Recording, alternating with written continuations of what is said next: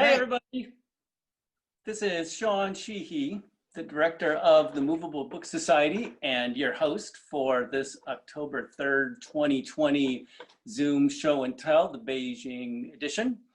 Love to see all of those names come in. It's delightful to see everyone joining us tonight. Before we took that little break for our official beginning, I asked folks if they'd be willing to add their country or their state after their name, if you would rename yourselves as a participant, just so we can see where everyone's from. It's fun to know. It's fun to see. Feel free to throw stuff in that chat all night long. We'll be keeping an eye on it. I am here tonight with co-host Emily Martin. Emily, do you want to say anything about yourself?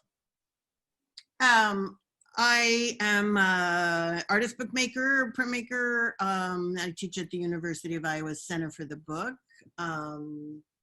I play around with all kinds of different movables, pop-up forms in my books. I have a website. I'm on Instagram. You can find me. You can find her. And keeping her eye on that chat is Kyra Hicks. Kyra, do you want to say anything about yourself?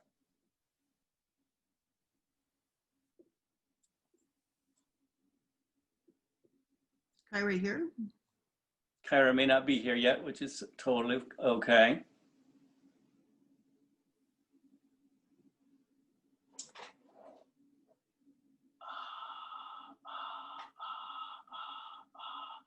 All right. So first off, it's good to remember that right now, 8 o'clock in Chicago, this is the time that we were all supposed to be at a conference in Denver. And so of course we, very specifically chose tonight to have this Zoom. So it's sort of acknowledging that conference and just looking forward to it hopefully happening next year. It's going to happen next year. We're committed. So I hope to see all of you, as many as possible, in Denver at about this time next year. If any of you have joined tonight and have read the newsletter that we just sent out a couple of days ago, and noticed on the Poppets page that Ellen G.K. Rubin writes that Ellen G.K. Rubin was going to present tonight, that is not the fact. She's going to present in November. So if that's what you came for, stay anyway, because we'll give you something good. All right. I think we're going to start with a quick commercial, Emily. So can I have you spotlight over to my desk?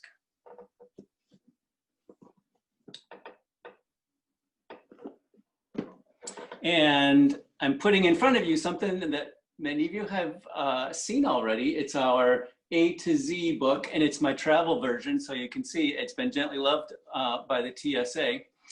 And I'm mentioning this because during the month of October, we have been running a little sale, a little discount.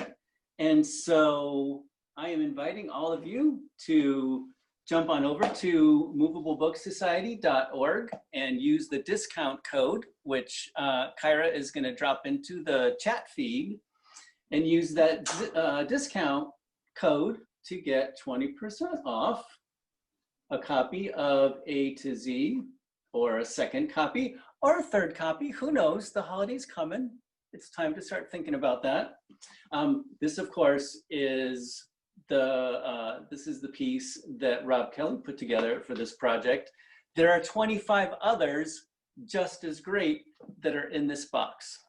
And it's a great sort of snapshot of what paper engineering looks like and the stuff that people are doing right here in the beginning of this millennium. So let us get ready to welcome our first speaker tonight. And Emily, feel free to zip over to Marianne so folks can enjoy her gorgeous background while I'm throwing an introduction into the space. So Marianne Pettit She's an artist. She can't unmute herself. So there we go. Marianne's an artist. She's an educator. She's in New York. She makes movable things. Kyra just threw her website into the chat. And I didn't know this about Marianne until earlier this afternoon, but she uses the words narrative medicine to speak about herself. Super quick, Marianne. What do you mean when you say that? Well, narrative medicine is actually a discipline. It's along with graphic medicine, and it really looks at the arts and humanities and storytelling as a way to increase equity and care and healthcare, actually. So I had no idea. yeah. All right, well, take it from there, Marianne. Oh, thank you. Okay, hi everybody. Let me share my screen. Oh, the host disabled attendee screen sharing, Emily. That, as a co-host, you should be able to do that. I can't. It's telling me I can't. I'm sorry. Got it. You're on. Okay, great. Thank you. So, is that working? Can everybody see that? Yeah. So, you, Sean, and Emily, and Kyra. Good evening, everyone. For everyone in China, Zhang Hao. It's really nice to be here. I have a couple of projects that I'd like to talk about that are current, but to get there, I'm going to sort of quickly review some other work. So I do a lot of work around anatomical explorations, and it started with this piece called Breath, which is a study on respiration. It started with a personal anatomical flap book, and then also extended to a series of anatomical paper cuts, which I got inspired to do when I was living in China. I had never done paper cuts before. These are cross sections. And also I do a lot of work around animation. So this is an animation that is projected or using projection mapping of the circulatory system. And if you look in the upper right-hand corner, it's projected into a pop-up mechanism. Pop-up book.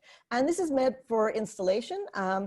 It is a limited edition series, and I'm really also interested in affordable work and accessible work. So I'm currently actually working on a series of open edition anatomical paper cuts that I can sell through my Etsy store. And I've started work on a series of simple pop-up cards based on systems that have a very hokey name of systems greetings. So I started with the reproductive system, but I'm going to start with the olfactory and auditory systems as well. I also think of my work as falling to storytelling and fairy tales. And as quite a few people in this organization know, for years, I was sort of obsessed with Heinrich Hoffmann's Struwwelpeter, and I made a whole series of handmade editioned books that are in various collections. But I wanted to create one that was a single volume that was accessible. So 2 years ago, I kickstarted the book, and many people from this organization backed it, so thank you very much. And it's a single volume book of the cautionary tales, but it also contains an animation component and using AR. And if I can scrub ahead to the place where it starts. So the idea was that you would come to any page, and the page serves as an entire marker. And then somewhere on the page, if you have the app installed on your phone, you could hold your phone up and you would be able to access an animated version of the story on each page. And it's moderately successful. I think people actually don't want to use their phone while they're looking at a book at the same time. I'm currently working on a series of nursery rhymes for adults, contemporary nursery rhymes, and they're pretty bleak. So Georgie Porgy, if you remember, kissed the girls and made them cry, which makes him a sexual predator. And so the book is an accordion pop-up containing Jack Be Nimble, Peter Pumpkin Eater, etc. And it has on the back attached to it a small video book. So it's a small LCD book that contains animations of all of them as well. It's approximately ½ an inch thick, and it slips into the back. I'm still trying to figure out how to create an open edition affordable version, but that's, if anyone has suggestions, I'm super open to that. The piece I want to talk about is one that I completed in March, and I showed it at Art on Paper right before COVID closed New York. And it's a piece called The Person You Don't Want to Be. and I call it an anti-personality kit. And it was sort of derived from personality types that I would encounter at work and I would just write down. And then I crowdsourced this list of about 21 personality types to a group of friends and basically said, pick one and record yourself performing something representative of that and send it to me as a video. And so I received 21 videos, and then I took each video and took about 8 to 12 frames and animated them. So this is Mickey as the bully. I don't have an answer for that. Is there something else I can help with? Sorry, that's my Siri. And then there is Sandra as the explainer. Myself as inert with self-interest. And Joyce as the uncomfortable and silent bystander. And then I printed them out and made a series, a set of waterfall cards. I really like this mechanism as somebody who does animation. And so each one of these basically animates. But I also wanted to create a version that would be accessible as well. So I created a swatch book and built an AR app to accompany it. And so if you have the app on your phone and you hold it up, you basically can receive the animation on your phone for any one of the personality types. And for anyone who is interested, I built it in a game engine called Unity. I'm happy to talk to anybody who is interested in AR. There I am in the lower left-hand corner testing it. It's kind of fun to build, but a real pain in the neck to deploy to the App Store. And then the piece I'm currently working on, and I just started it, is a piece called Mouth and Toes, the world of 19th century performative silhouette artists with disabilities. So in the early part of the 19th century, when silhouette portraits became a very affordable and popular form of portraiture in the United States, it dovetailed with the railways and access to the press. And so what a lot of artists did was they would travel from city to city, making their livelihood. And there was a series of artists with disabilities, Nellis Saunders, who you see in the lower left-hand corner, Sarah Rogers, and Martha Ann Honeywell, who was actually the most famous of them, who were disabled artists. And Martha Ann Honeywell was approximately 3.5 feet tall, had no arms, had 1 foot with 3 toes, and she was a master silhouette artist, calligrapher, and embroiderer. And she was an incredibly astute businesswoman. She would travel everywhere, have a room of exhibition space for her work, and then also have a room where she would perform and cut paper live for an enthralled audience. So I started this project through a fellowship with the American Antiquarian Society this past summer, where they have a vast collection of silhouettes. And where I'm at now with the project is I'm actually animating as well. So it's going to take the form of silhouette and really looking at what mouth and toe artists do. So threading a needle, mouth painting, foot painting, and Martha Ann Honeywell used to cut with her mouth, scissors, so mouth cutting.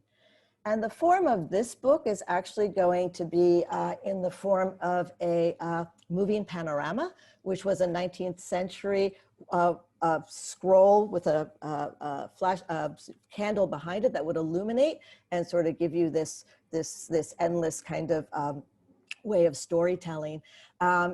So the upper left-hand corner is an illustration from the 19th century. In the lower left-hand corner is the back of a contemporary one. It's not mine, but there is, I was just introduced this past summer to the cranky movement by my partner, who, there's a large group of American folk artists and musicians who create crankies and they perform with them.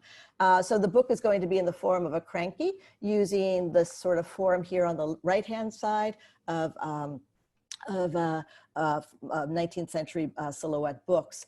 And alongside of it, I'm building currently a mutoscope for it, or which, if you look on the left-hand side, is a moving picture machine that predates early cinema.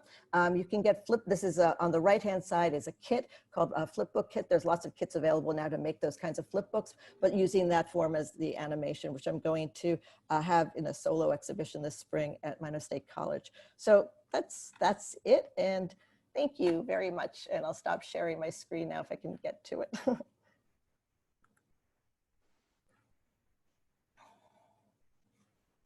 Super, thank you, Marianne. Sure. Emily is currently combing through the chat list to find a delicious question for you. I actually was busy admitting people. I confess I have not been combing through the chat list, but I'm glad to hear that you called them crankies. And there is a question from Ellen Rubin that she wants to know where the interest in the anatomical interest and knowledge came from. If you could expand that a little bit. Sure. About 9 years ago, I decided I didn't want to be a professor anymore, so I went to nursing school at night, which is how that started. I ended up not finishing, but because I moved to China for a few years, and that's when I started making the work actually instead of, so that's how that happened. Super. Thanks so much, Marianne. And I want to Thank you. suggest to everyone that you also monitor the chat, because Kyra is throwing in lots of information about augmented reality software and various other things. And so there's a lot of interest there. And also maybe we can get something in about crankies too. That does seem to be a very hot activity these days. Great. Sure thing. And I'm happy to talk to anyone about AR if they're interested. Thank you. Thanks. So Emily, I'm gonna share another quick commercial before our next speaker. All right. You want me to spotlight your other? Oh no, this is a face commercial. This is perfect. So you guys know it's October. It's October, and our friend Keith Allen, who is a paper engineer who works for American Greetings, a greeting card company, is organizing, has done it for a couple of years now, what we're calling Pop-Up-tober. And he published a calendar of themes for each of the days of October and has invited paper engineers to make something based on that theme for every day of the month. And they are whimsical and complex and astonishing and exhausting if you're a guy who's looking at those and thinking, how did you find 4 hours today to make that really great thing? So 2 ways that you can go look at those. Instagram is the best, and there are 2 hashtags, and Kyra's dropping them into the chat. And I can give you a little preview if you want to see in the screen share. Oh yeah, let's do it. Let's do it. Hashtag Pop-Up-tober or hashtag Pop-Up-tober 2020, which Kyra's dropping in. Yeah, and then this one is Pop-Up-tober 2020, but it just they keep coming. There's more than when last I checked it, and so if you get to each one and then you click on it, you get a little. Most of them are videos, and so you get a nice survey of what's going on with various people. Let me see if I can get back out of this. Apparently not. But it's so great. It's so great. So that's just a brief preview, but you can find them on both hashtags, and you can upload yourself as well, whatever you get. Right, and definitely for sure, if you're participating and you throw something up there, please do add that hashtag so we can share it with everybody. Okay, so it's time to shift to Beijing, and our first Beijing participant, our next speaker, is a pre-recorded presentation by Wai Wang, who is a paper engineer and a painter. And I'm going to lean over my shoulder to look at my notes a little bit. He is an instructor at the Central Academy of Fine Arts in Beijing. And he has recently published two pop-up books. One is called Our New Year. The other is called Open the Forbidden City. And he's got some terrific things to show us. So Emily, let's roll it. Hello, 大家好. Hi, everyone. I am Wang Wen, a paper art engineer from China. I am very glad to be here to communicate with you online about pop-up books. I began to design pop-up books in 1995. At that time, I only designed some small versions of pop-up books, such as the Chinese Zodiac, the Dinosaur World, the Animal World, etc. Due to the low consumption capacity of China then, I did not publish any large edition of pop-up books, but recently I have designed some tall pop-up books. I would like to share with you about my books here. The first book is about the Chinese traditions. It's called Chinese New Year. It tells you how the Chinese people celebrate the Spring Festival. The preceding pages describe the legend and origin of Chinese New Year food. I used some small pop-up structures in the book.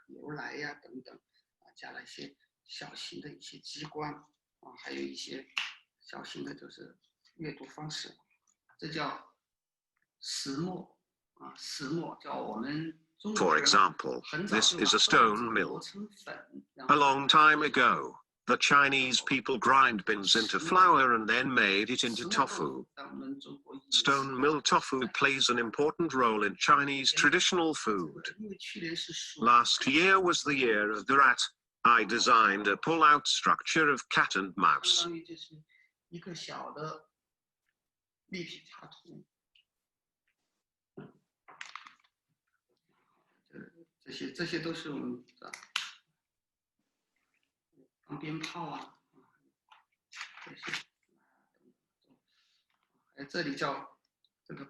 Here, it's called Pay a New Year's Call and Gong Zai Fa Kai. During the Spring Festival, we get together to celebrate the New Year and wish each other a better life in the new year.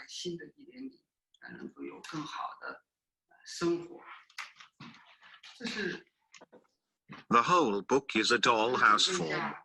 I divide it into 4 parts, showing how people in the East, West, South and North spent the New Year in different ways.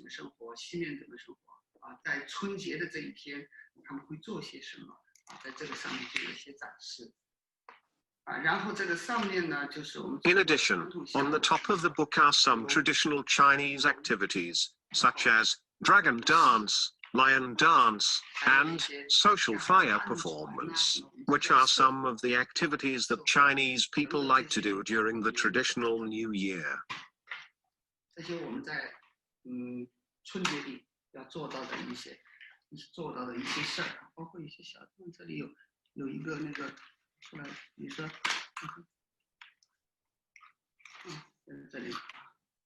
The little girl is going out to call everyone home for dinner. This is the Northeast traditional dumplings on the Kang. The book has been reprinted for 3 years since 2017 and has been updated every year according to the zodiac. That's it for Chinese New Year.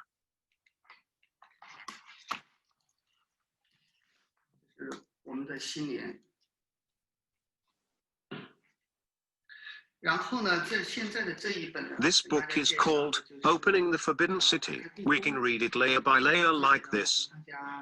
In the Ming and Qing dynasties, the Chinese thought Beijing was the center of the world, so they set up a central axis in Beijing. All important buildings, political center, cultural center, have been built on this axis since the Ming and Qing dynasties. 所以呢，我们在中心有根中轴线，这个中轴线呢，包含了我们在历史上明清以来所有的重要建筑都在这，政治中心、文化中心都在这个中心上，所以它有很多的历史的故事。当然，我这本书呢，主要是以 The Forbidden City is part of the central axis of Beijing, so opening the Forbidden City is designed with a layout of the central axis. This is the floor plan of the Forbidden City. This book also introduces some buildings around the central axis.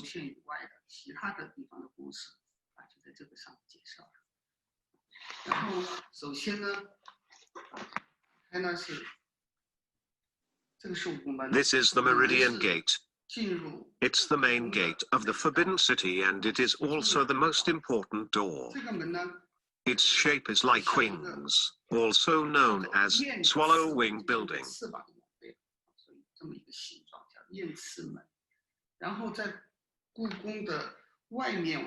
If we stand outside the Forbidden City, we can see a building called turret completely, because the building of turret is not symmetrical. The design is more difficult. But I am quite satisfied with the final effect.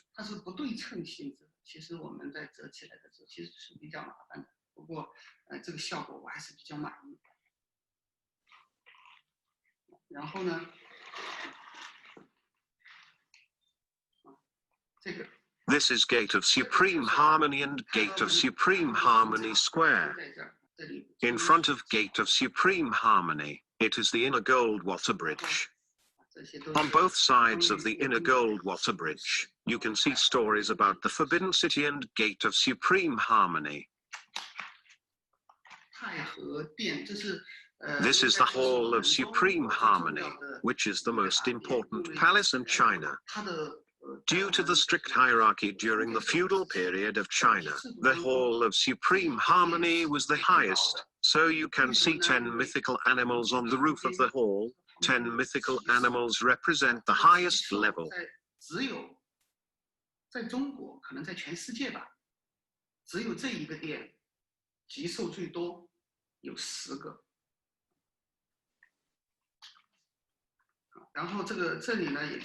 Here is a full picture of the three main halls: Supreme Harmony, Central Harmony, and Preserving Harmony. On the side of these palaces, you can see the story of 10 mythical animals.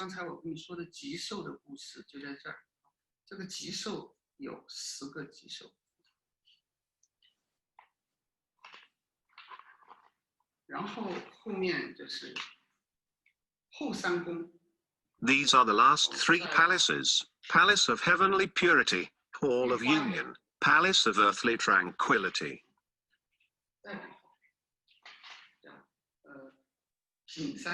Behind them is the Royal Garden and Prospect Hill. This is all about the book, Opening the Forbidden City.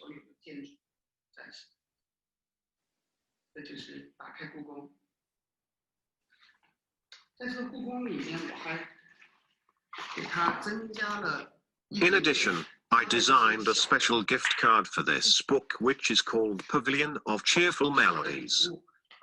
Actually, it's a name of a 3-story theater building. In the past, the royal family liked to listen to the Chinese opera very much. It's kind like we see a movie nowadays. In acting, the actor can fly from upstairs to downstairs by tying himself to a rope. I think that was the earliest year in history.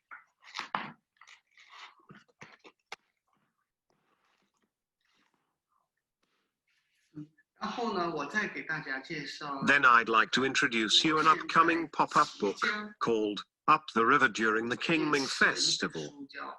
I've spent 5 years designing this book. Now it's finally coming out maybe next month.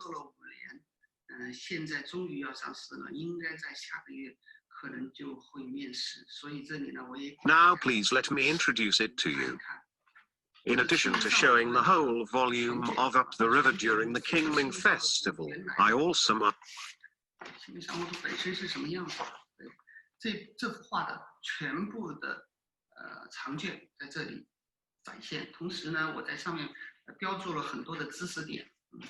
a lot of knowledge in this book, such as introducing the daily life of the Song dynasty.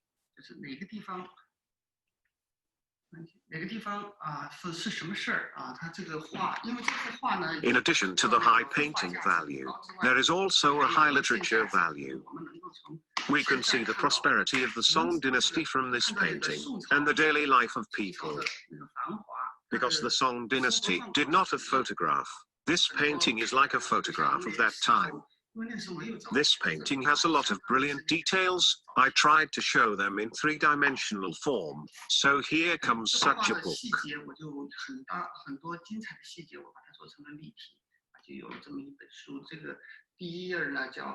The first page shows the two major means of transportation in the imperial capital. This is a cattle cart. In the Song dynasty, transportation tool is very expensive, so the cattle cart of Song dynasty is much more valuable than the current luxury car. Why a cattle cart, not a carriage? At that time, horses are for strategic use only, so they can only use the cattle to pull the cart. Here is a ship. The culture and economy of the Song dynasty are very prosperous, so shipping is very well developed.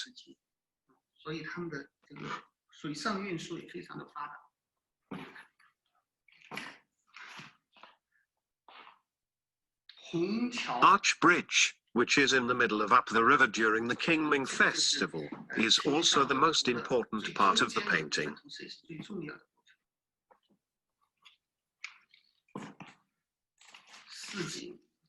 Here is the market. It shows people in the Song dynasty eating and drinking alcohol at the store, and then riding on the cart. The details of people's daily life are very clear in this painting.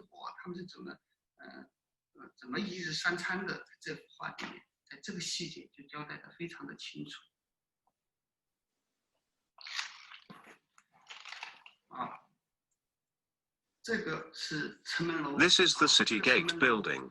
The river in this painting is outside the city gate. The houses outside the city are relatively low and dilapidated.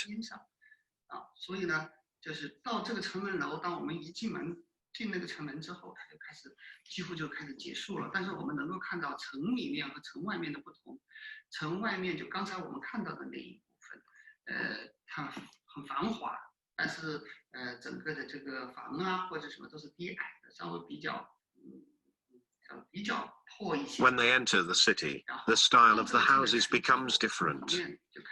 There are butcher shop, liquor store, medical center, etc. These buildings are showed in three-dimensional form.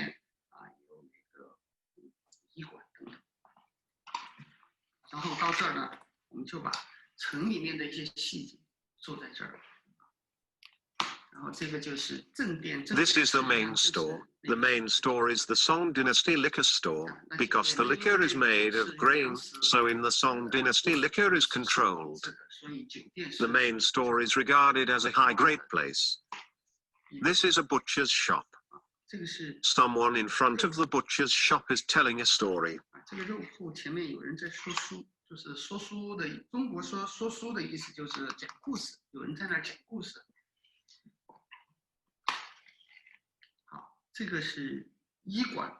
This is the medical center. There is a sick child. Next to him, someone is feeding him medicine.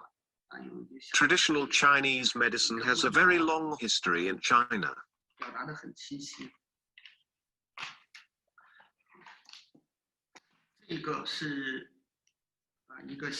This is an open-air stall selling things. Next to an ancient well, the Song dynasty well is equivalent to the current public drinking facilities, and it's no different from the current tap water. People living in the city will come here when they draw water.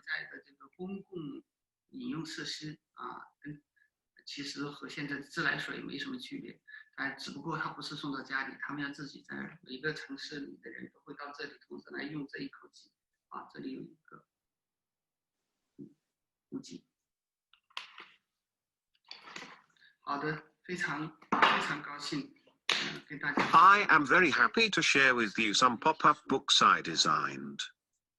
And many thanks for the invitation from the sponsor. Thank you all.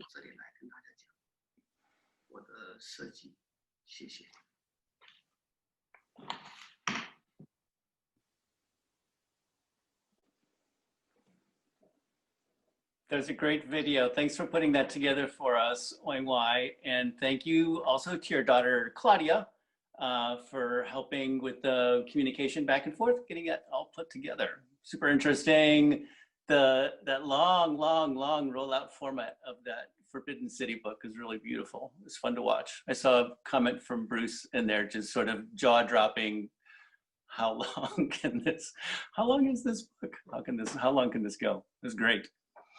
All right, we are next going to hear from Andrew Hewitt, who is a conservator, and he lives in Atlanta, and he is the proprietor of Big River Bindery, and he also has his own website where you can see the books that he makes, the artist books that he makes, and he also has recently launched Book Paper Thread, which is an online workshop website, and I totally recommend going and take a look at it and signing up for a workshop. He's got very talented instructors who are part of that team. So let's talk to Andrew. Hi. Well, thanks so much for having me. I am really in awe of that last book that we saw. So it's kind of amazing to see. I have a shop in Atlanta where I do hand bookbinding, I do conservation, and I do some education, both here in the shop as well as around the country, or at least I used to. And as Sean said, I recently opened up this website that has brought together a few instructors to go over a variety of bookbinding methods and techniques and paper decorating techniques so that people can do it in their own home. Many of the things that I have in the shop are old books that have seen better days. So books that I feel a little worn, maybe even a little bit scuffed, maybe are starting to come apart. So I work with a lot of cloth bound books, so very traditional ones. I work with a fair amount with leather bound books as well, where the boards have come off, the spine's starting to get pretty bad shape, and getting those back together. I also sometimes get a chance to work on pop-up books, which are really interesting. There's so much engineering and kind of extra challenges for me to do so.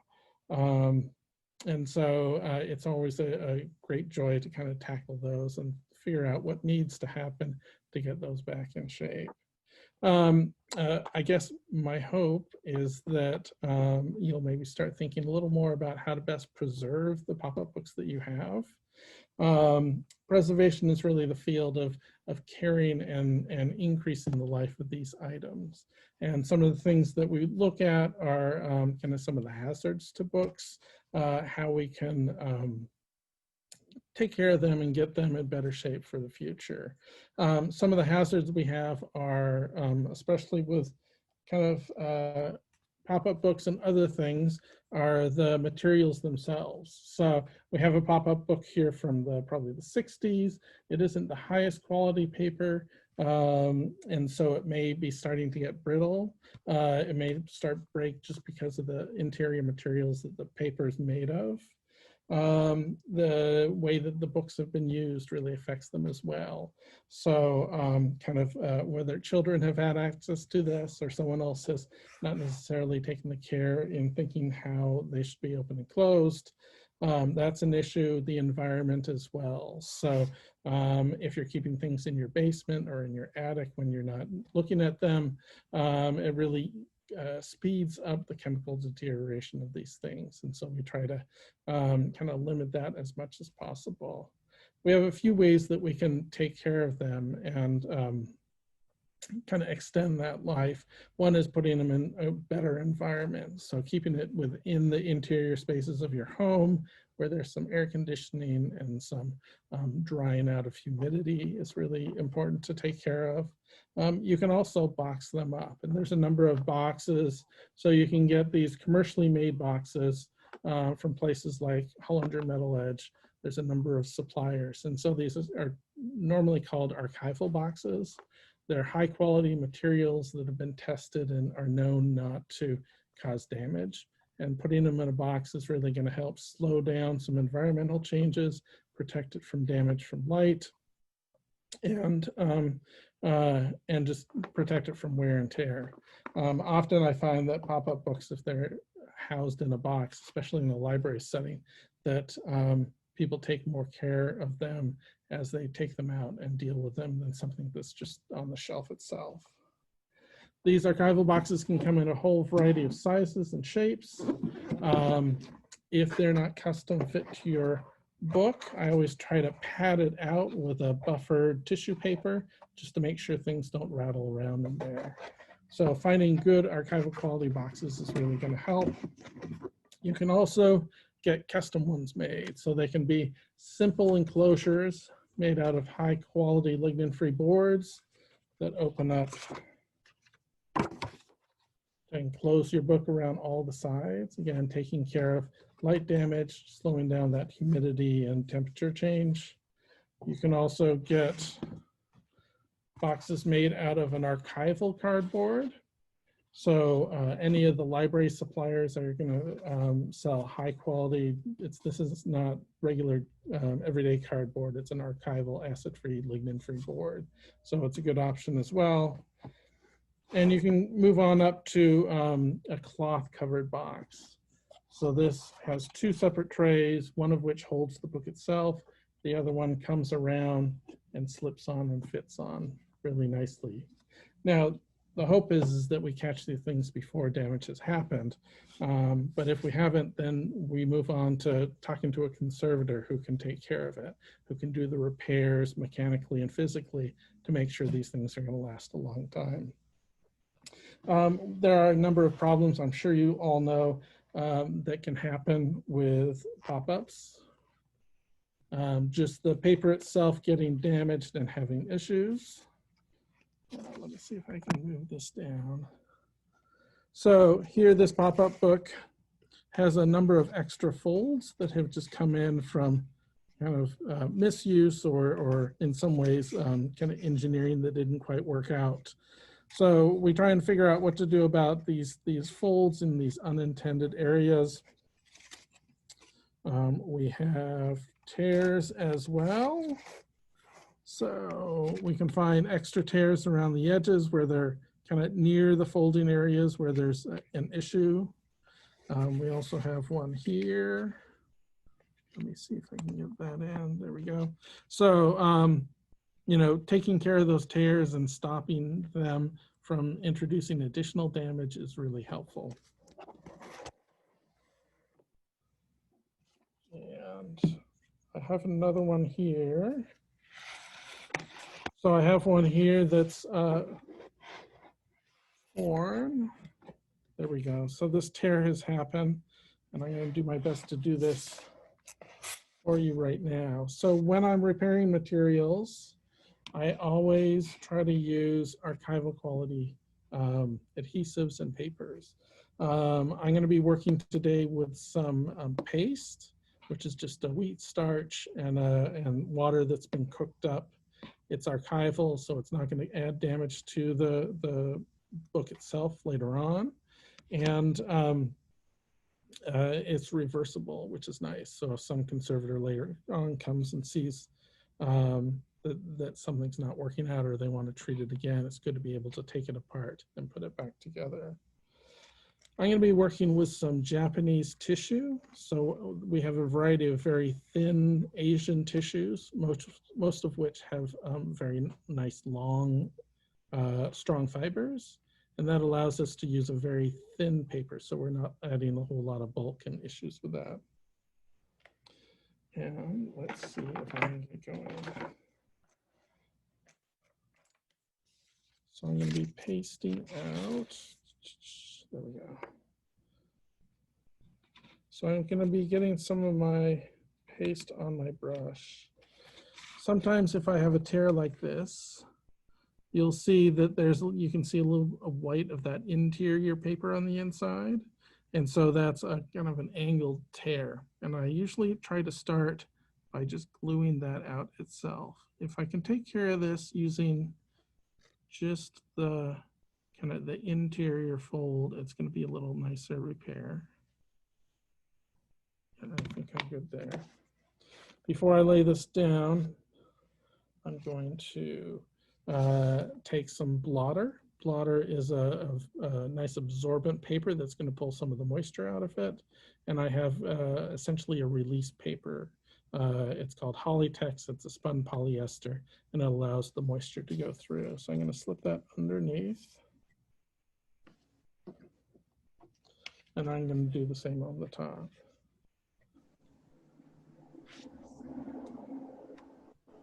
So I'm just going to put this down.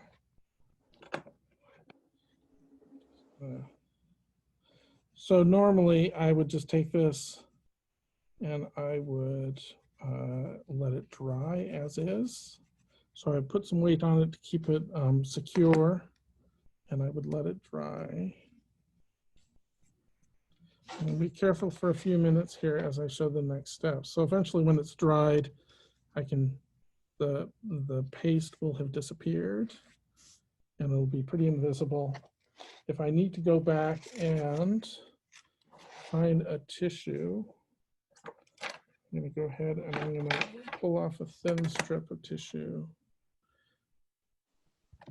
We do this with needles and water brushes because we want to allow the fibers to kind of extend beyond and give us a little extra strength.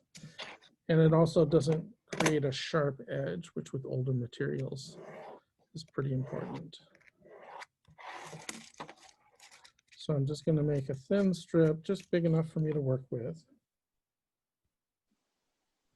I'm going to tear off a little piece.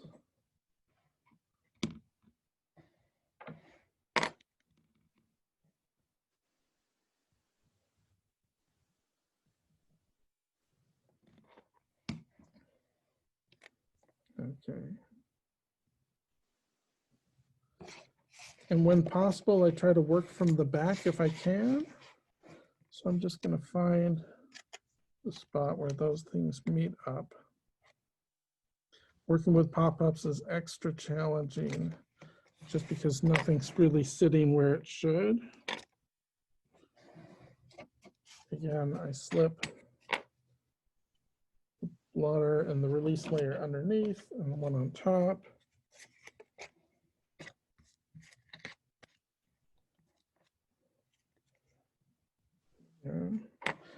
And then I just press it down.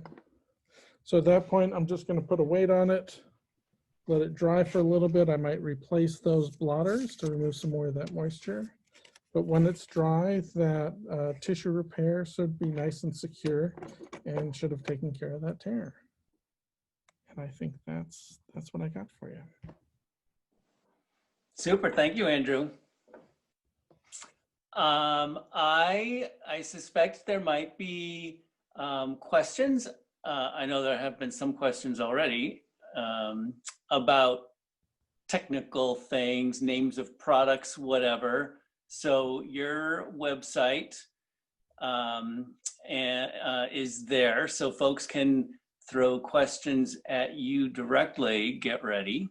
Yeah, absolutely. And Emily, are you seeing any specific questions in there beside the technical stuff? No, they've mostly been questions about materials, and Kyra has been throwing in information on names and things like that. I think one question was, Andrew, if you could say the name of that enclosure box, the metal edge one again. Sure. You can get those from Hollinger Metal Edge. I don't know if you can see me. Hollinger Yep. Metal Edge. There we go. Hollinger Metal Edge is one of the suppliers that you can get a variety of sizes from. There's also a place called University Products, which offers them as well. Gaylord, which is one of the big library suppliers, Gaylord Archival has them as well.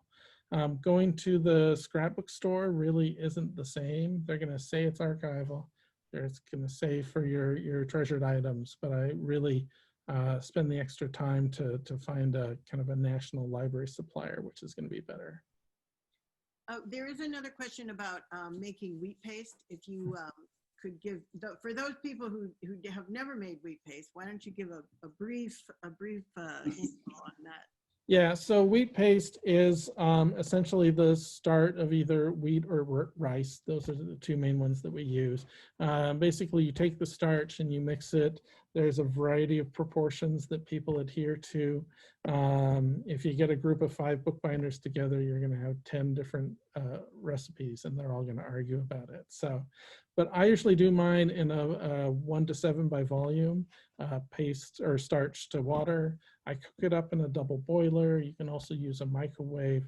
You want to really kind of cook it like you would a sauce. So it's going to thicken up.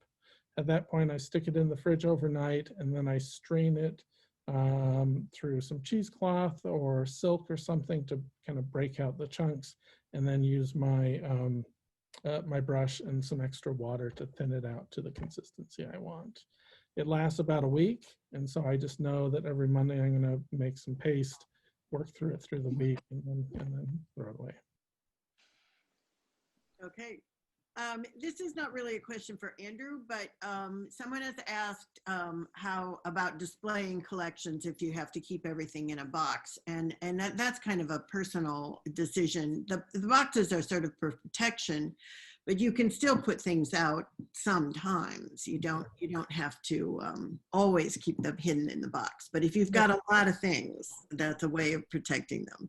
Right, and I think that you always want to think about what environment your things are. You know, you want to avoid direct sunlight because it's got a lot of UV and it's got a lot of infrared, and it's going to bleach out the colors, and it's going to cause both, it's going to increase chemical damage, and it's going to maybe cause physical damage if it gets too hot. So keeping it out of direct sunlight, avoiding fluorescent lights, or installing UV filters either on the fluorescent bulbs or on the lights in your space is really going to help. You know, maybe think about rotating things out. Light damage is cumulative, so if you can have things out, in most libraries and museums, they figure 3 to 6 months is really kind of the top end that they want stuff out. So maybe every 3 months you just rotate stuff out and put the new items out for display. Do one more, Emily? There was a question about preserving just regular pop-up books, and I think a good set of bookshelves often comes in handy just to. Yeah, with any book and paper materials, you know, good quality, ideally powder-coated steel, but not many of us have those in our homes. Trying to let shelves, in some ways, older shelves are better because they've stopped off-gassing. You know, the varnishes and the other things that have been put in the wood take a little while. So I might put a layer of a nice acid-free paper down on the shelf if it's a new shelf. Try not to lock it up with doors if you can, to allow a little extra airflow. Avoid exterior walls because the temperature is going to go up and down much more than the interior. And then again, avoiding direct sunlight. But good quality shelves should work just fine for displaying and holding them. Right. And I'm going to suggest that people also consult the chat, because Larry Rackow has put in, he was saying, keep them in a relatively stable temperature out of direct sunlight and not in hot attics or damp basements. Don't stack them on top of each other. Keep them on end with room to breathe. So perfect. Excellent. Some good suggestions there. Good suggestions. Thanks, Andrew. Well, thanks so much. Thanks, Andrew. All right, so we are next going to move into our make and take session with Emily. So while you are reaching out to grab your scissors and your glue and those PDFs that Emily asked us to print out in preparation for this, I'm going to give you a moment to do that, and Emily a moment to prepare. If you'll throw the spotlight onto my desktop, Emily, you're going to see here this little skull glowing lantern that is a pop-up. Here is upside down.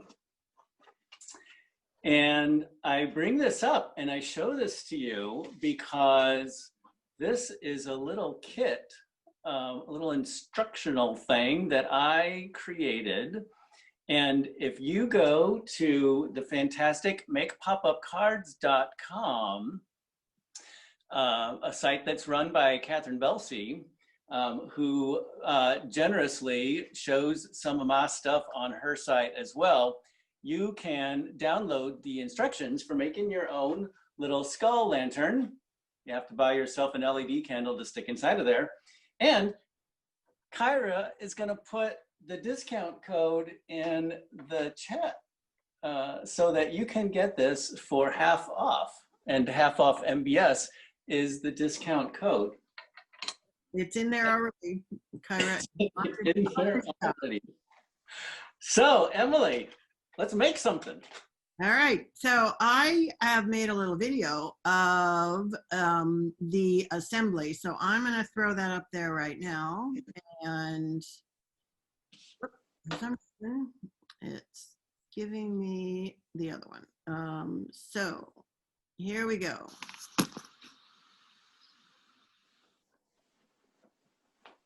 Hi, I'm Emily Martin, and I teach at the University of Iowa Center for the Book.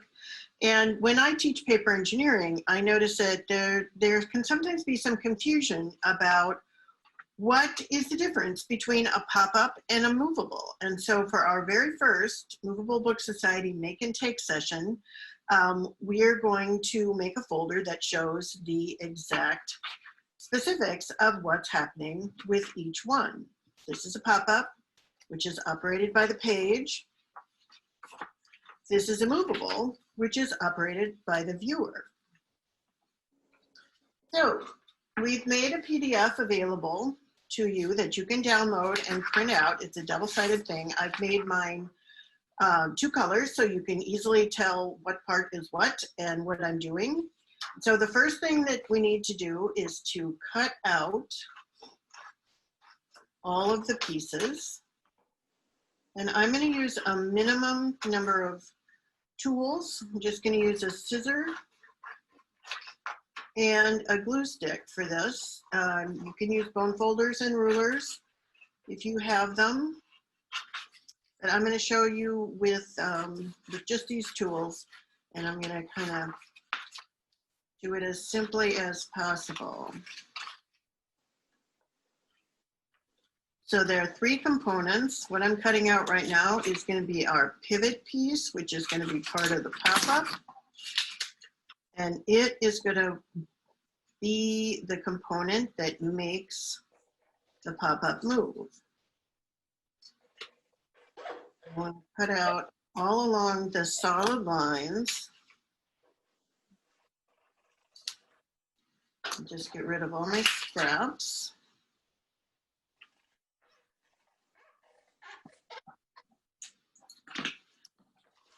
So I have the 3 pieces. This is the ladder that's going to attach to the pivot. So it doesn't have any folds. The other 2 will have some folds. This one is the pivot. It's going to fold in half along this dotted line, which means it's going to be a mountain fold, which is like that. And then these other 2 folds are valley folds.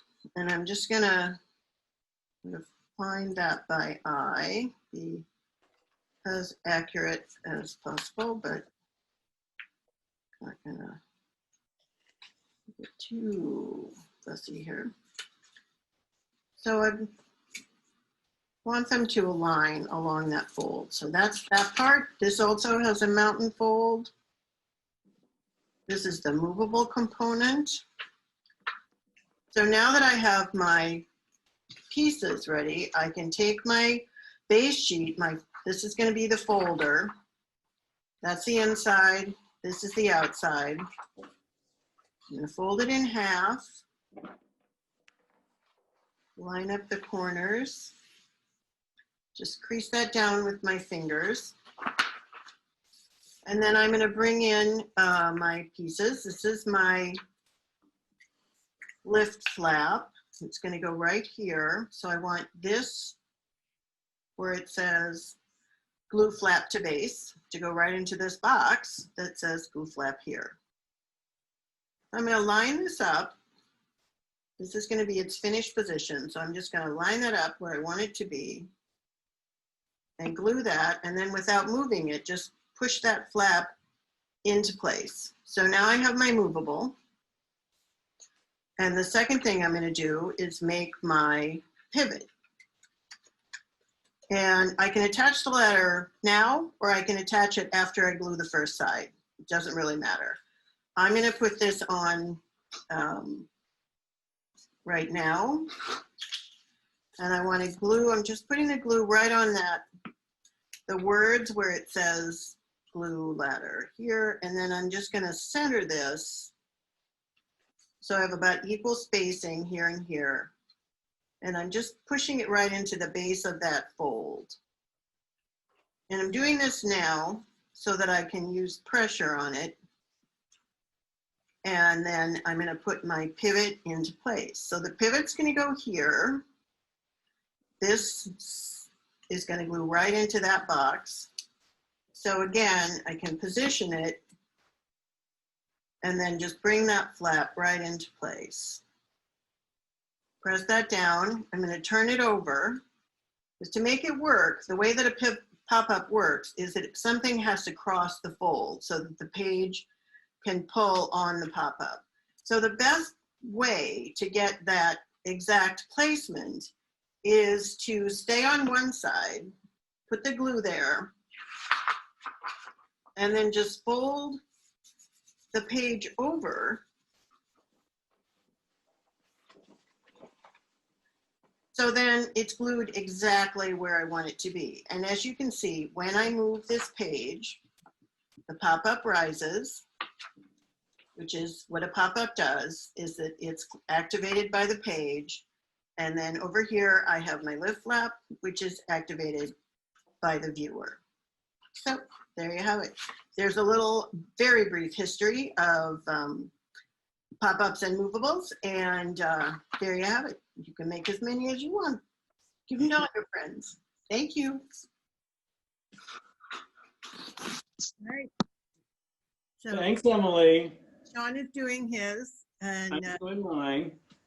I, just like any teacher, as all of you who are teachers out there know, I'm like, oh, I know what Emily's doing. I'm just going to do this, blah, blah. And I folded the sheet in half first. And of course, my printer didn't print center in the center. So my original fold position is wrong. So I had to fix it. But there's mine. Thanks, Emily. Thanks, Emily. That's it.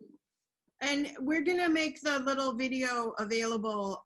The whole Zoom will this presentation will be available on the YouTube channel, but we're gonna also break out just the little make and take, so that you can have that separately. Should you need a refresher? And I also just saw the question float by. That where to get the PDF to download. So I'm going to try to talk and write at the same time. When I send the follow-up email out to everyone who is a subscriber to the Movable Book Society, and if you aren't and you want to be, and Kyra is going to type this in right here as I'm talking, go to movablebooksociety.org, and at the bottom of any page on that website, you can just drop your email address in there and you're a subscriber. It doesn't cost a thing, and you're not gonna get harassed by me more than once a month, maybe less, not a whole lot. So I'm gonna send an email out to all of our subscribers on Monday that will show you where you can grab the link to watch the video of tonight's Zoom event from YouTube. And in that email, I will again add that information for downloading this PDF. I did not manage to talk and write at the same time. So now I'm finishing. PDF download. Okay. Great, great, great, great. So we're ready for our headliner this evening. So delighted that Guanzhong Ping is joining us in a pre-recorded presentation, and there he is live as well. He is both live with us, and he submitted a pre-recorded presentation. So we'll watch the presentation, and then if you've got some questions, we've got a guy here to answer those questions. Yeah. So quickly to introduce, as I mentioned earlier, Guanzhong Ping is in Beijing. He's a well-known collector. He's got over more than 2,000 books. You can see just a few of them right behind him, right there. Very carefully bagged and preserved. He teaches pop-up book appreciation and design at the Central Academy of Fine Arts in Beijing, which you remember I mentioned earlier with Wai Wang, and also at the Beijing Institute of Graphic Communication. He's curated a good number of pop-up book exhibitions, and you can find him on Instagram at Movable Book. Emily, let's run the video. Okay, here we go. Hello everyone, I'm a pop-up book collector in China. My name is Guanzhong Ping. I'm very happy to share my research on the Chinese pop-up book collections in my pop-up bookstore. Firstly, I'd like to make a self-introduction. As a collector, I have collected more than 2,000 pop-up books and cards. I have a public account called Pop-up Bookstore in China, and I have more than 10,000 followers on Chinese social media. I collected pop-up books, set exhibitions in China, and teach lecture about pop-up book making in universities in China. If you want to know more about Chinese pop-up books, you can follow my Instagram, Movable Books, or write an email to guan@popups.cn. I hope I can build a bridge to let everyone know more about Chinese culture and books. As a collector, I not only collect pop-up books, but also study their structure and history, which is what I taught in universities. What I really want everyone to know is the history of Chinese pop-up books that I recently studied. I hope that in these 20 minutes, I will give you a brief introduction to the previous and modern Chinese pop-up books. People who are interested in pop-up books always start collecting books which are popular abroad, including me. At first, I collected Robert Saboda's and Matthew Reinhardt's book, like there was The Wonderful Wizard of Oz. And then I collect the Kubasta's book and Buchanan Service's old books. However, as a Chinese pop-up book collector, many people asked me when did pop-up book firstly appeared in China and what it looked like. From then on, I realized that no one focused on this area before, so I started my research. China has a long history of paper making, but this paper may not suitable for pop-up structures. You know, we use the paper to write the Chinese characters. So maybe it's the same as the earliest structure in the history rotator, or left the flap. Culturally, there are 5 elements and 8 diagrams in China that are suitable for these structures. So I found the book, The 1,000 Faces of Dunjia. You can see it. The Chinese name is 奇门遁甲. It's with a tenable structure in it. Let's see it.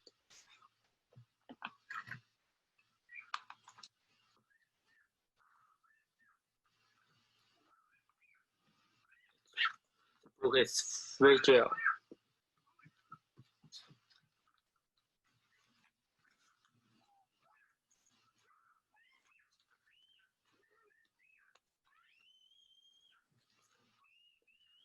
I'll show you a copy one I made. This is the copy one. I use it to teach the student.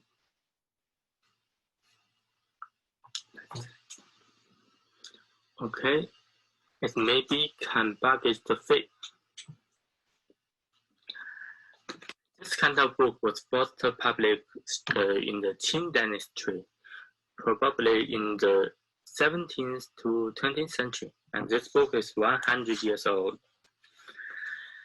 It is interesting that just like the development of the pop-up book structure in the Western country, during the Republic of China, I also found our original pop-up medical flip book. This book was published in 1930s.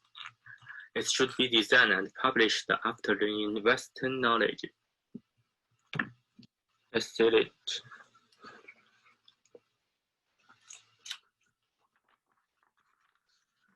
The medical book.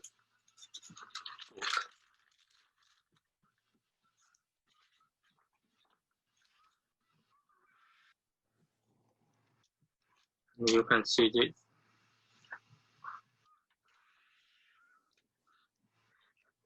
Open it and open it.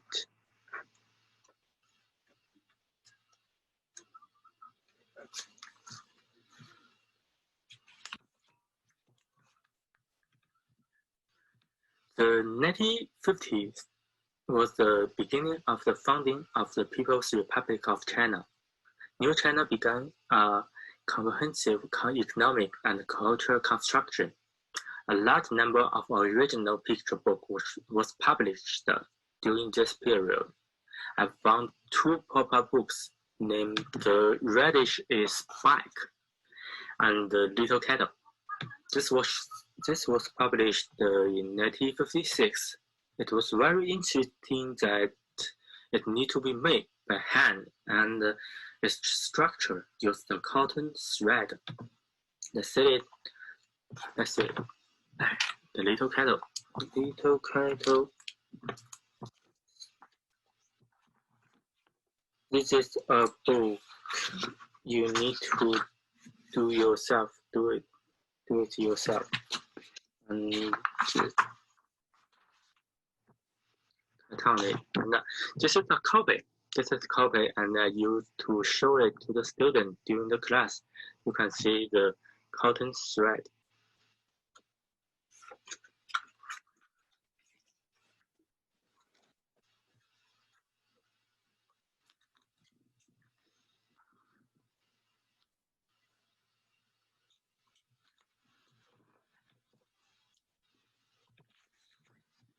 And then the time go to the 1960s to 70s. This special period has reduced the number of children's books. At this present, only a few pop-up bookmarks can be collected, just like this peacock bookmark. And calculating the card. It can calculating the date.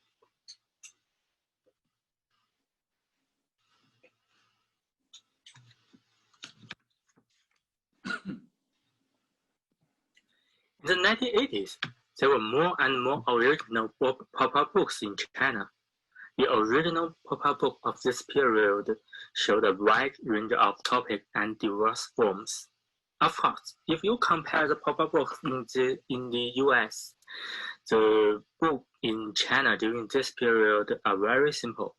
Most of them need to be made by hand, but they have begun to use the structure of refold and the combination. The pop-up book of Zhuangguan and the fairy tale cards are very interesting.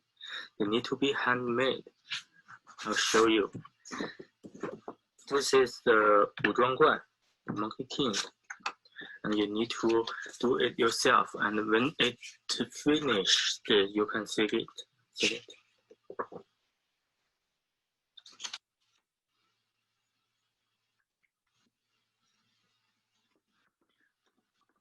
And this is designed by my teacher Rong Jingsheng. And this also he designed the Jigong name.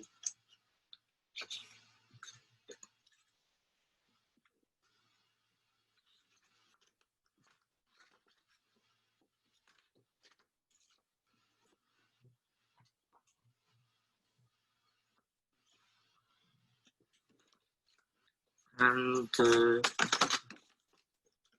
monkey and moon.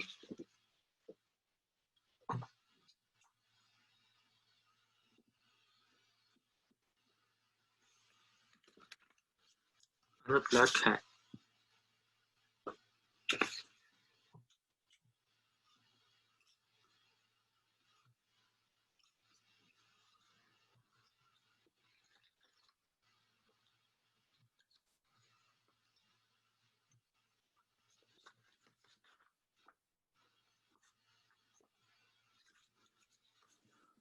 Also some fairy tale card.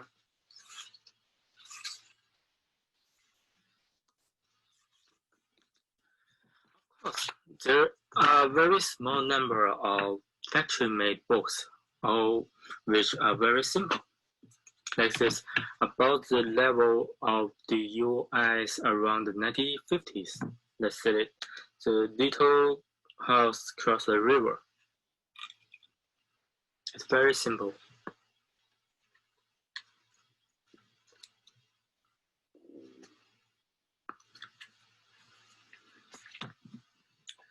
The original pop-up books in the 1990s are no longer limited by the theme of fairy tales.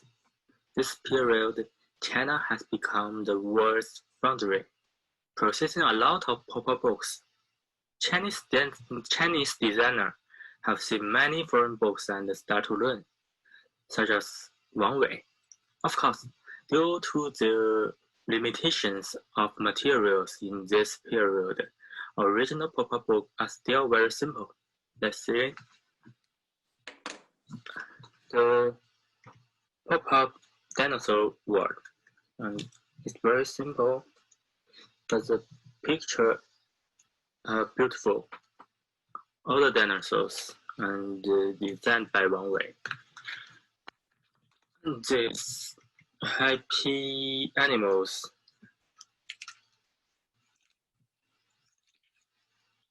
Relative number 11 is a big series. And Sun Wukong was born.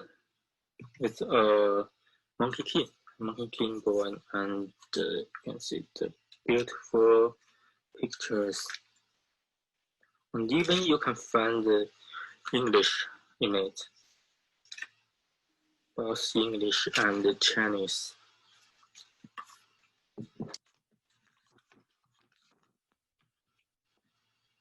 China's original pop-up books start late, and even in the 1980s, its technical level was still far behind the Western countries. However, after 2000, Chinese pop-up books have made a great progress, and there are already pop-up books with very complicated structures, such as Pop-up China and Jijin Expo pop-up post book. I'll show you the pop-up China. This is the 2000 design. And this is the wall, very big. Oh, the Great Wall.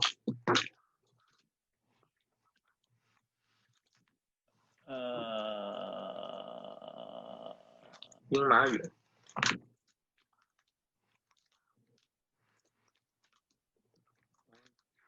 Dunhuang and Forbidden City. Very beautiful. The building. And Jijin Expo cost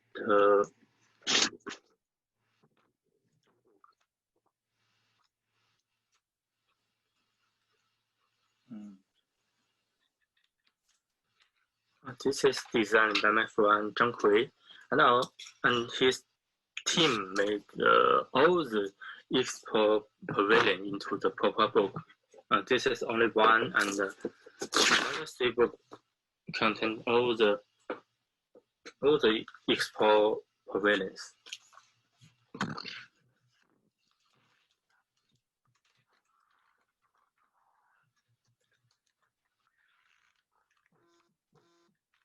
This is the Thailand pavilion. Morocco.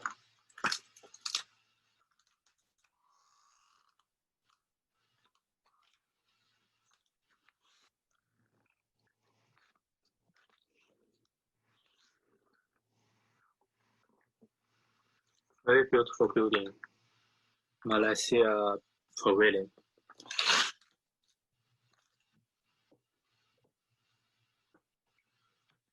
Especially in the past 10 years, Chinese publishing house has begun to publish a large number of Chinese original pop-up books. The structure and technical are very complicated, and many of the contents are localized. Like this one, the Cost Havoc in Heaven, and this is designed by Lolo Qu. You can see the monkey king, very beautiful.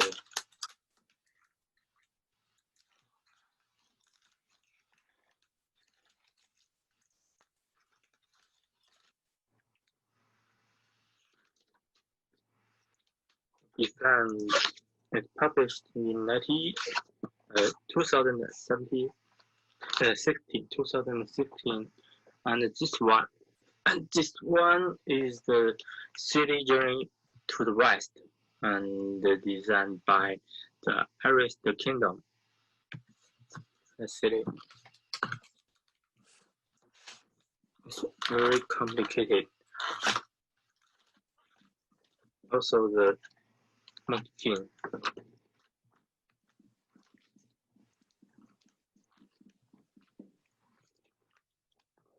A beautiful dragon.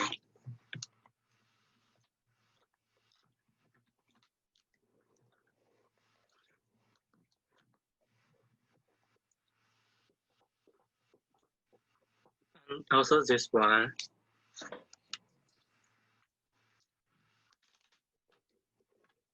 It's designed by Pei Shiguo, and this book can teach children safety knowledge.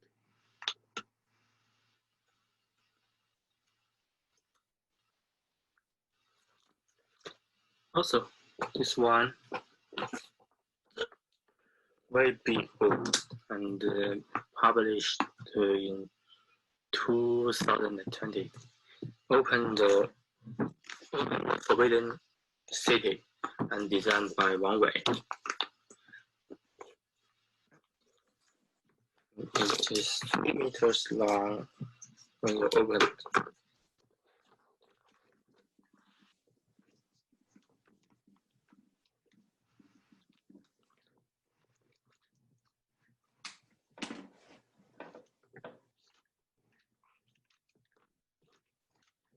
You can full open this book, and it's 3 meters long. Very beautiful. And this is the introducing framework channel.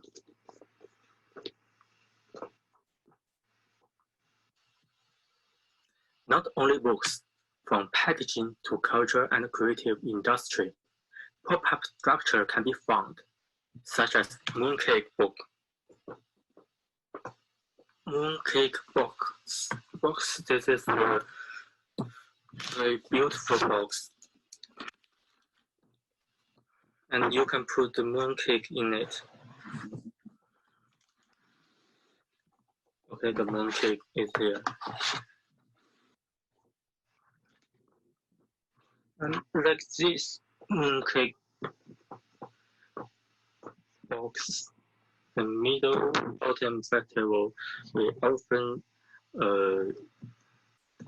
give the gift to my friend, and we use this box. Very beautiful. And mooncake in there, but I put the pop-up card in it.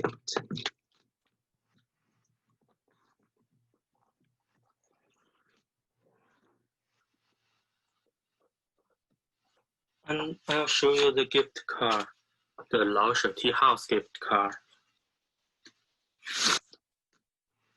Can be a gift. You go to there and you can buy it for your friend. And this one is a advertising pop-up book. My team made it. My team designed it, and you can see that when you buy some milk, and they give this pop-up book to you. A very good advertising. And this is the milk.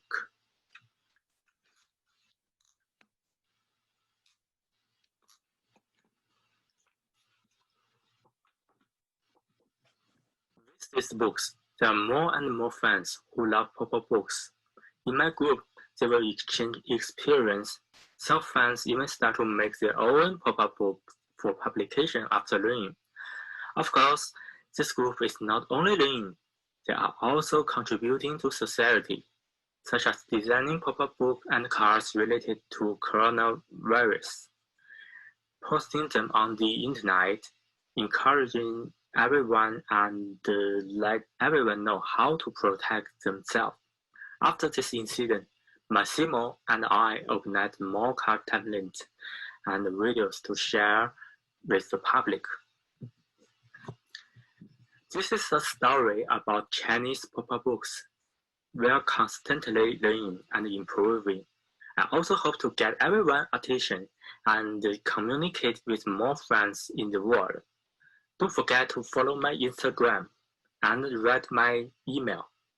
This is Guan Zhongping in China, Beijing. Thank you very much.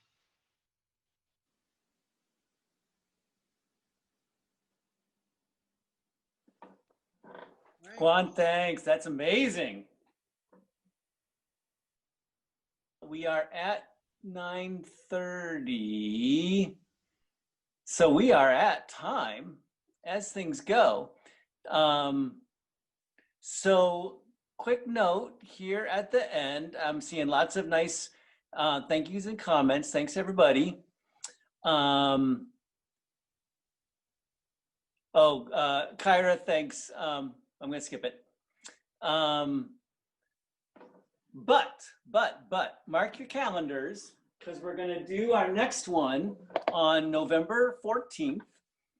My plan from here forward is that we're basically going to get in touch with you every 6 weeks. We'll send you a newsletter, and then we'll go 6 weeks and we'll do a Zoom chat, and we'll go 6 weeks and do another newsletter, and basically set up that kind of rhythm. So November 14th. Also, we'll keep this Zoom open until 10 o'clock Central Time, another half an hour. So if folks want to continue to communicate through the chat, you're welcome to do that for another 29 minutes.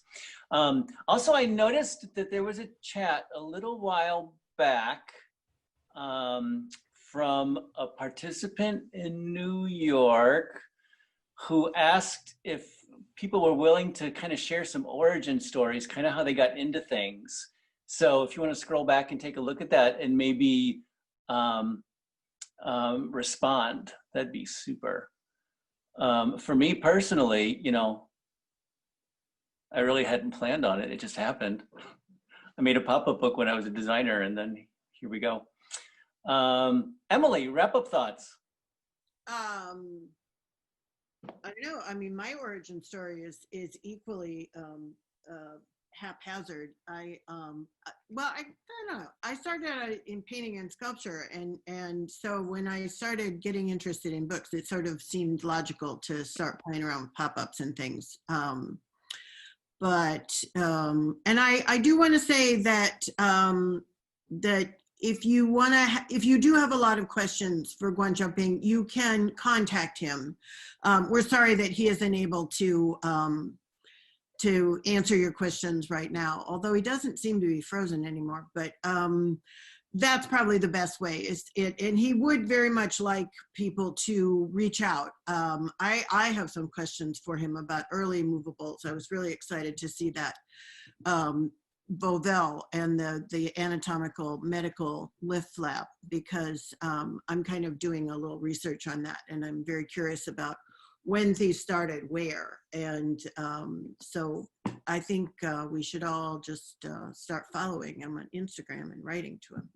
Yeah. That's my wrap up. Good. I mean, that's part of what I really like about these. We've been able, because we're not having the physical travel, we can have people present that we wouldn't have been able to have. And so we've been able to be much more international, and we're going to try and keep that up. So you can also let us know if you know of people that you think would be good presenters. If you want to have something you want to present yourself, you know, you can get in touch with me or with Sean. And yeah, Kyrie just put that in. Who else would you like to see? And we'll keep getting people on the program. Absolutely. Though we do all know already, and here's a little no, I shouldn't reveal this yet. You know that Ellen is going to be there, and if we can twist her arm a little bit, I know that her focus is going to be pop-up books before 1800, but also, you know, she's got an amazing library and system for storing and organizing things. So we might get a little peek into that. That would be super as well. There is going to be another make and take. And I don't know if you know this, Emily, but I shifted the spotlight over to you just so you know that we're all looking at your face right now. Okay, well, I'll You're looking great. You're looking great. I'll go back to me. So that'll be fair. We are going to have another make and take next time, so we'll have instructions for that coming down.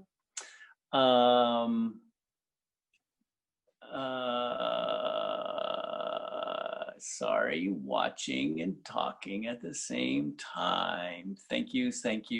So welcome. MJ, hi MJ, is suggesting putting electronics into books.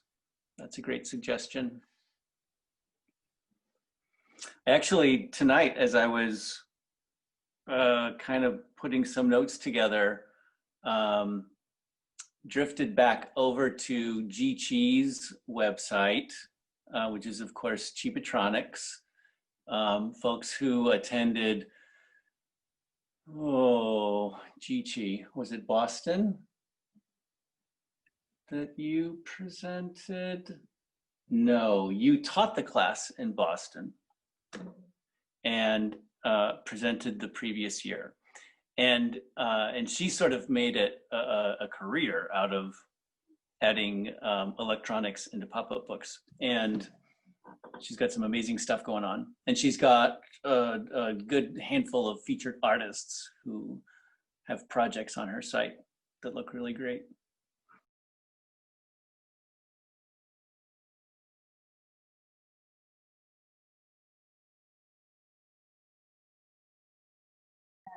Okay. We're back spotlighting you again. Okay. Will you be slower? Let's see some other books. This is a beautiful book, and the Beauty and the Beast. Only China can buy it. You can see. And also the light. You can see the light.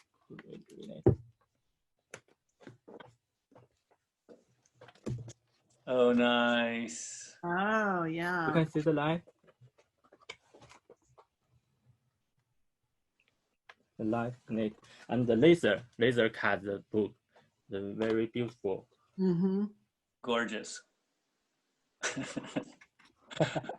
Bruce says, ooh. Yeah, Oh, let me No, see Bruce some. says, ooh. Let me see the other book. Let me see.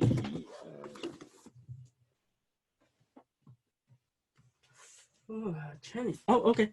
The three export pavilion. This is the three the souvenir for the visits to China 2010 Shanghai World Expo Pavilions and three books. They are very rare, vintage books, and even in China you can find you can hardly find this book. And Zhang Kui, he sent to me. Well, yeah, when you showed that before, I was, Yeah. And this is a Pakistan pavilion.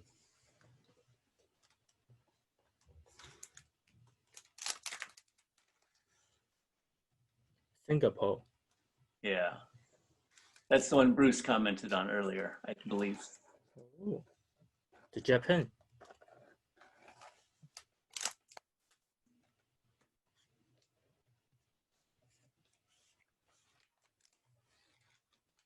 Oh, this is beautiful. Yeah. wow. And the second one.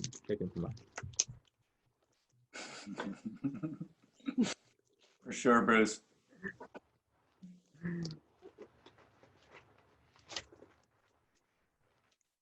Oh, like a box. Yeah.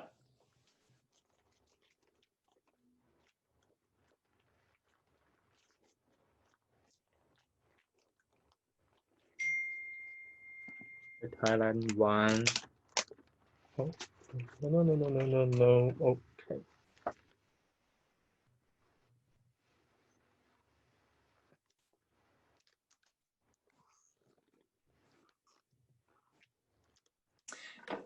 This one is beautiful. You can see. Yes.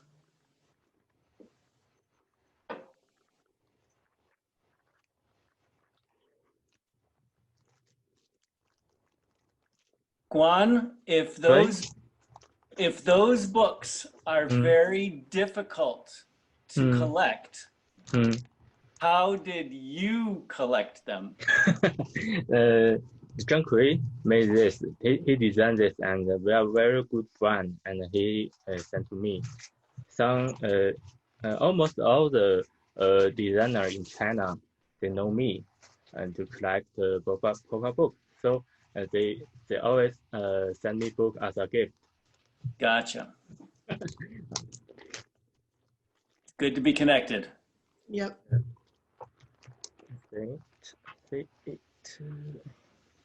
John, do you want to re-ask your question about production? Oh, yeah. So Guan, I'm looking at a lot of books that are very large, that are very elaborate. They look very expensive. And Bruce, feel free to chime in on this too. It feels like American publishers, by and large, have moved their production to Southeast Asia and out of China because of expense. Yeah. So how are Chinese producers making these books affordable? Affordable.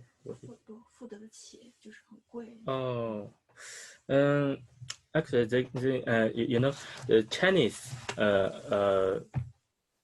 large amount people in China, if they want to buy the book, they maybe can print more, maybe 10,000, 10,000 or 20,000, maybe they can lower the price, and you know the 工艺上 the production in China they are 很成熟 is mature.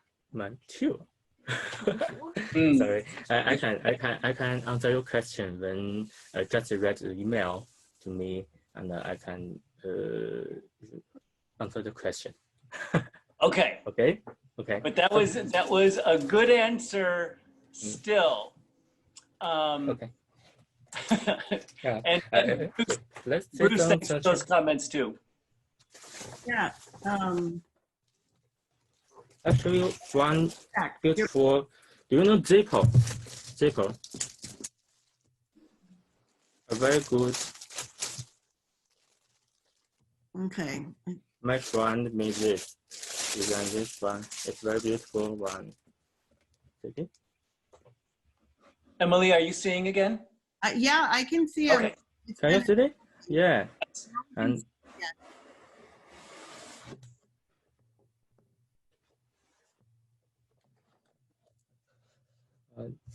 the designer, he sent me this one, and this is a channel book. Right. Nice. And this also a zipper. No? Oh. Oh. Is it the packaging of this zipper? Holy cow. In China, this is very popular. This kind of packaging is very popular.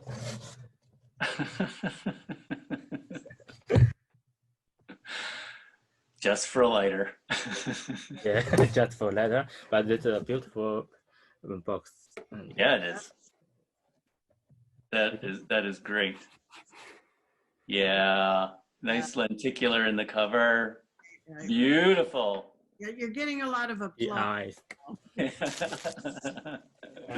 let me see some other book. The other book. 还有什么呢？我看看啊。Oh, okay, this one. We're being rewarded for hanging in. Yeah, we are. It's like the Friday night, late night roundtable. Right. Let's just say, it's 12 animal in China. You know, it means that 1 year is the mouse and 1 year is the rabbit or the tiger. Yeah. That's it. And why this 12 animal? Oh, it's cute. Nice. And this is very for the cat. Oh no! Very. Oh yeah. Oh. Falling in the physics, follow in the water. So cute.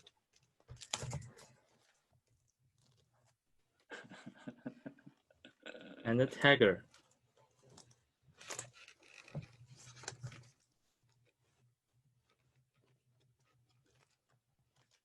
Nice.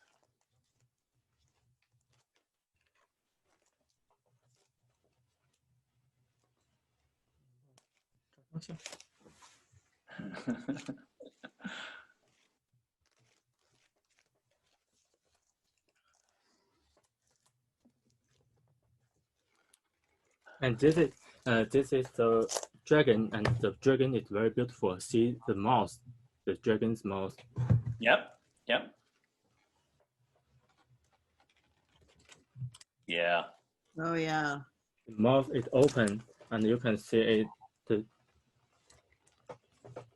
dimensionable. I hear you, Bruce.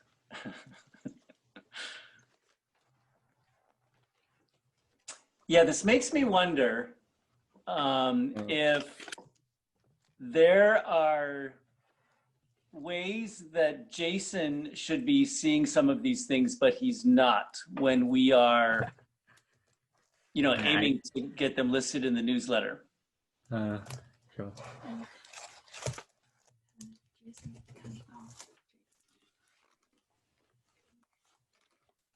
Also use the thread.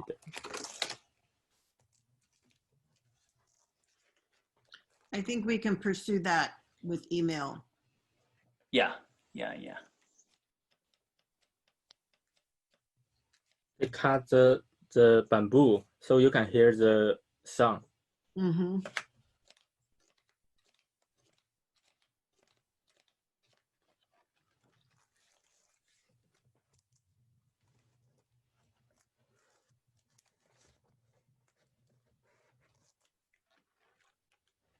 Also, this you can see the logo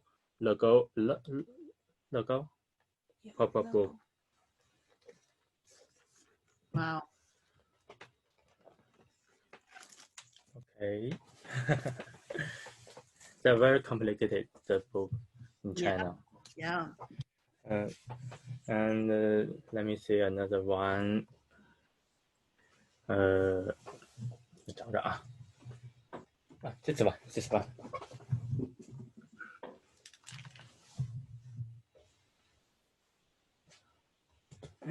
刚看了这个，这是个展示物的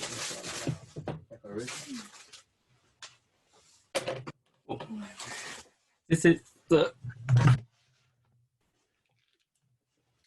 the decoration they used to exhibition.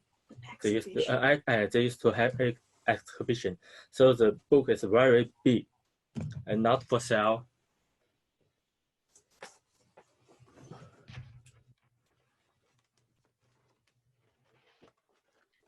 Oh, wow. Whoa! But the structure is very good. They use the PVC, PVC, so you can see through the there. And this is the Monkey King, and this is the how to say the heaven. So it's up in the air, Mm-hmm. and then you can see me. Yeah. Yes.